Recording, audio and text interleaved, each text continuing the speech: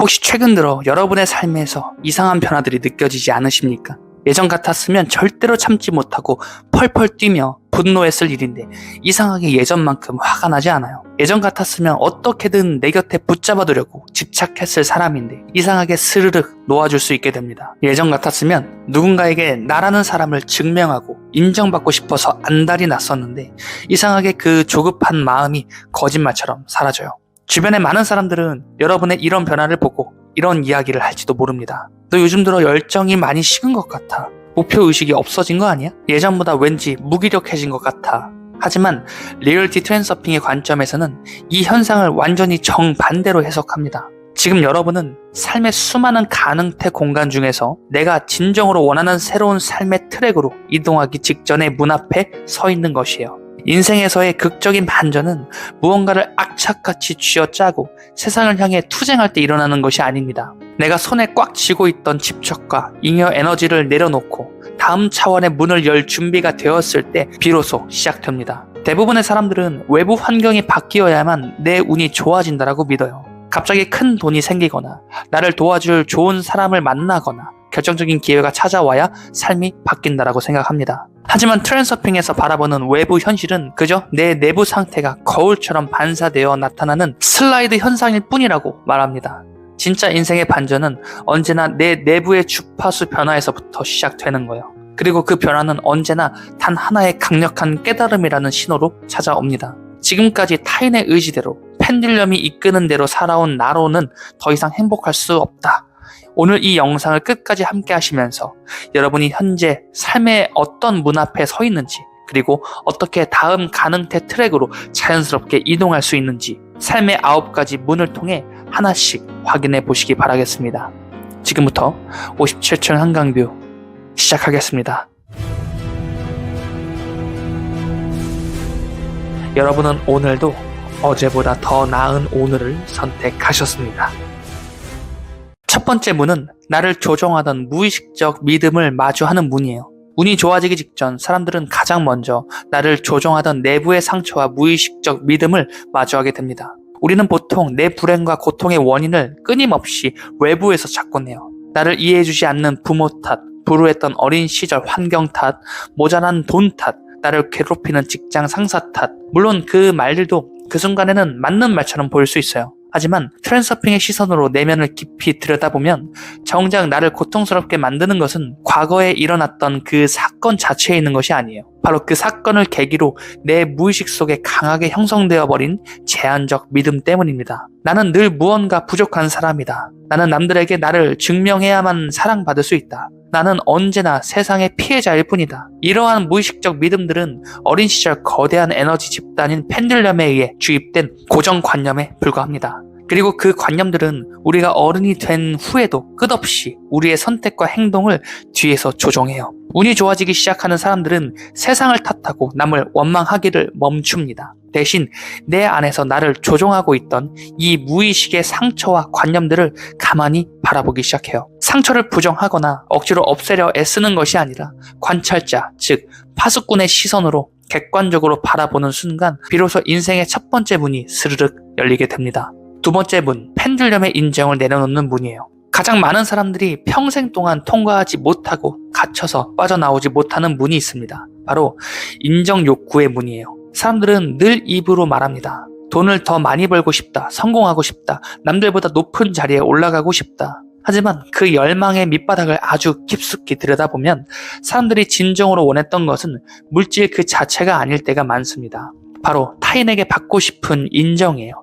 나는 가치 없는 존재일지도 모른다라는 깊은 두려움으로부터 벗어나기 위한 몸부림입니다. 그래서 사람들은 원하던 승진을 해도 여전히 불안하고 통장에 자산이 늘어나도 불안하며 내 집을 마련해도 공허해야 합니다. 문제의 본질은 돈이나 물질이 아니라 나는 과연 가치 있는 존재인가 라는 질문에 대한 답을 외부에 완전히 위임해 버렸기 때문이에요. 남들의 인정을 끊임없이 구하는 행위는 트랜서핑 관점에서는 펜듈럼에게 내 소중한 에너지를 지속적으로 바치는 일과 같아요. 인정을 갈구할수록 나는 가치 없다라는 결핍의 주파수가 방출되고 세상을 담아내는 거울은 나에게 또다시 결핍된 현실만을 반사해줍니다. 하지만 운이 좋아지기 직전 사람들은 문득 깨닫게 돼요. 내가 지금까지 그토록 쫓았던 것은 성공이 아니라 남들의 인정이라는 환상에 불과했구나. 이 깨달음과 함께 타인의 평가와 시선으로부터 비로소 완전히 자유로워지면서 두 번째 문이 통과하게 됩니다. 여기서 여러분이 반드시 기억하셔야 할 아주 중요한 사실이 하나 있습니다. 지금 말씀드리는 이 문들은 결코 나이 순이나 순서대로 열리지 않는다라는 점이에요. 어떤 사람은 20대의 어린 나이에 6번째 문을 통과해서 삶의 본질을 깨닫고 자기 삶의 주인으로 살아가는가 하면 어떤 사람은 70대가 되어서도 여전히 두 번째 문에 갇혀서 평생 남들의 눈치만 보며 살아갑니다. 중요한 것은 나의 나이가 몇 살인지가 아니에요. 지금 이 순간 내가 어떤 문 앞에 서서 깨어 있는가입니다. 세 번째 문은 타인과의 연결성을 깨닫는 문이에요. 운이 좋아지기 직전 사람들은 인생의 새로운 진리를 깨닫게 됩니다. 인생이란 결코 나 혼자만 잘 되고 나 혼자만 이기면 끝나는 제로섬 게임이 아니라는 사실이에요. 젊은 시절 에고 중심의 삶을 살 때는 모든 관심이 나 자신에게만 집중되어 있습니다. 내 성공, 내 미래, 내가 얻게 될 이익. 하지만 어느 순간 누군가가 내 인생 안으로 깊숙이 들어오게 됩니다. 살아가는 배우자일 수도 있고 세상에 태어난 나의 아이일 수도 있고 혹은 내가 진심으로 책임져야 할 누군가일 수도 있습니다. 그 순간 세상을 향해 뾰족하게 서 있던 공격성이 무너지기 시작합니다. 내가 무언가를 받아내려는 마음보다 남에게 무언가를 주고 싶어하는 사랑의 에너지 파동이 내 안에서 훨씬 더 커지게 되는 거예요. 나만을 위해 악착같이 쥐고 있던 거친 집착의 에너지, 즉 중요성이 희석되고 타인을 품어주는 따뜻하고 넉넉한 에너지가 형성될 때 우주와 가능태 공간은 비로소 나를 돕는 방향으로 흐르기 시작합니다. 그리고 그 순간이야말로 비로소 세 번째 문이 열리는 순간입니다. 네 번째 문은 역할의 가면 속에서 진정한 나를 되찾는 문이에요.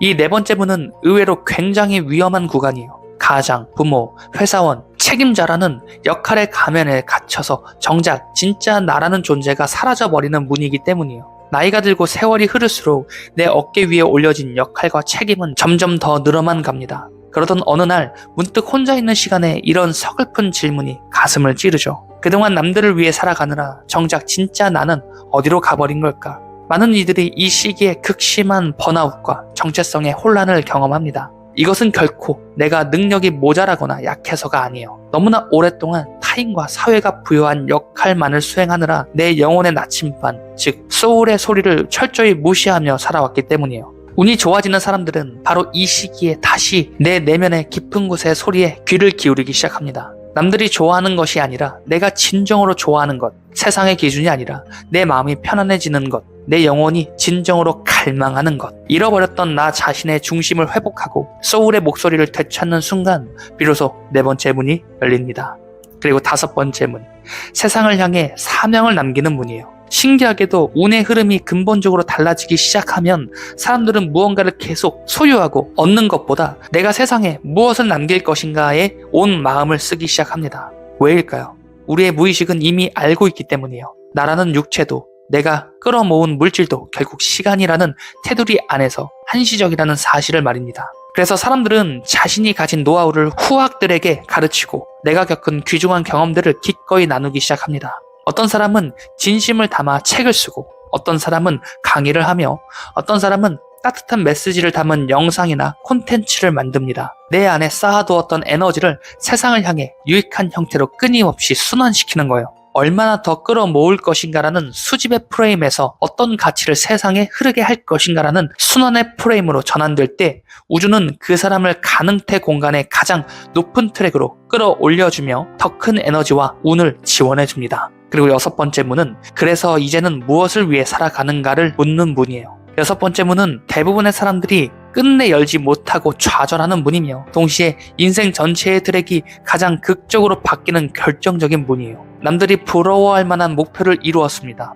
돈도 어느 정도 벌었고 집도 마련했으며 가정도 이루었습니다. 그런데 이상하게도 가슴 한구석에서 깊은 공허함과 허전함이 밀려와요. 바로 그 순간 삶은 여러분에게 무서운 질문 하나를 던집니다. 그래서 이제는 무엇을 위해 살아갈 것인가? 이 질문은 참으로 무서워요. 왜냐하면 지금까지 내가 정답이라고 믿어왔던 세상의 모든 기준들을 한순간에 흔들어버리기 때문이에요. 무엇을 소유할 것인가가 아니라 내가 왜 존재하는가라는 삶의 본질적인 이유를 묻기 때문이에요. 실제로 많은 이들이 이 시기에 삶의 방향을 잃고 무너집니다. 사람들은 이를 중년의 위기라고 부르기도 해요. 하지만 트렌서핑에서는 이 시기를 위기가 아닌 진짜 나의 현실을 스스로 창조해 나가라는 영혼의 초대장으로 봅니다.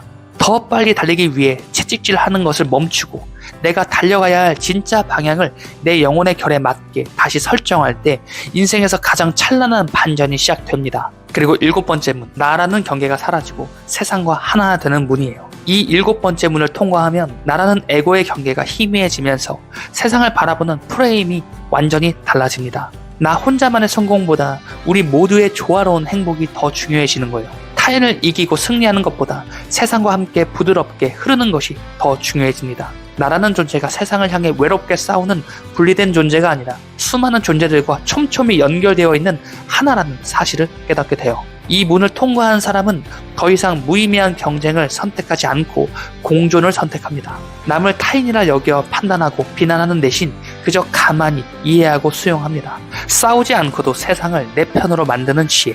이 문을 넘어서는 순간부터 억지로 애쓰지 않아도 삶은 놀라울 정도로 가벼워지고 자연스럽게 흐르기 시작해요. 그리고 8번째 문은 모든 집착을 내려놓고 얻는 진정한 자유의 문이에요. 8번째 문은 인생에서 가장 자유로워지는 문이에요. 우리는 평생 동안 무언가를 손에 쥐기 위해 애쓰며 살아갑니다. 돈, 명예, 인간관계, 젊음, 그리고 성공.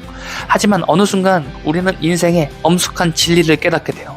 그 어떤 것도 영원히 내 소유가 될 수 없으며 나는 그저 이 세상에 잠시 머물며 그것들을 누리다 갈 뿐이라는 사실을 말이에요. 언젠가 호스피스 병동에서 죽음을 앞둔 사람들을 대상으로 조사한 결과가 있습니다. 죽음을 눈앞에 둔 이들의 후회는 놀라울 정도로 서로 비슷했어요. 조금 더 사랑할 걸, 내 마음을 조금 더 표현하고 살 걸, 조금 더 용기 내서 나답게 살아볼 걸. 이상하게도 돈을 조금 더 벌어둘 걸, 조금 더 높은 자리에 올라갈 걸 하고 후회하는 사람은 단 한 명도 없었다고 해요. 죽음이 가까워질수록 삶의 거품은 꺼지고 오직 본질만이 남기 때문입니다.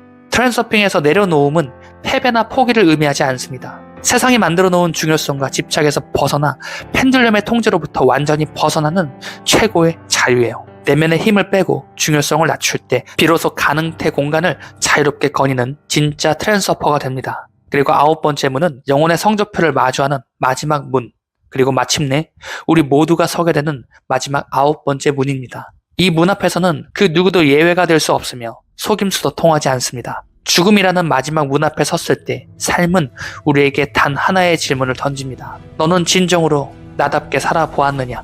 너는 정말 진심으로 사랑하고 경험하고 성장하였느냐?